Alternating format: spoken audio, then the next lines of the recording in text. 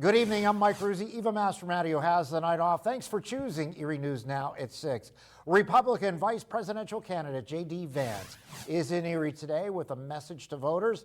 Our Philip Ward is live outside of Hardinger Transportation where Vance gave his speech today. Good evening, Philip.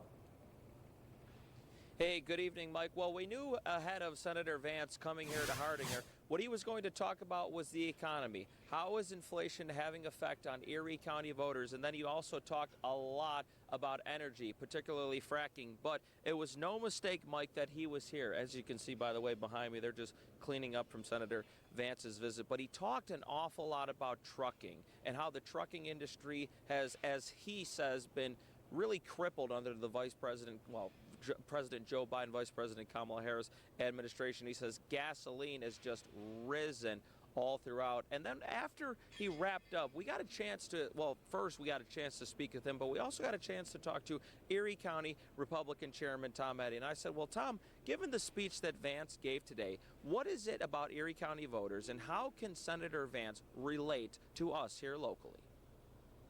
Well, I think he's just a common man. You know, he started from very meager beginnings, worked his way up. He's kind of a perfect example of what America's about.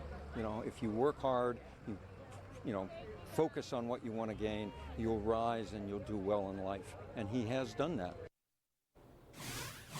And that's something, Mike, that I think former President Trump talked about, that J.D. Vance is going to play well when he announced that he was going to be his vice president in states like the key swing ones, that being Michigan, that being Wisconsin, that being, of course, here in Pennsylvania. And also Senator Vance said today that he and former President Trump, Pennsylvania is going to be like a second home from them, that they're going to be sure to continue to come here. Mike, I also asked him about his military service. We'll show you what he said coming up on Erie News Now at 7. But as they continue to wrap up here, that is certainly what we're going to do live outside of Hardinger. Philip Ward, Erie News Now. All right, Philip, thanks.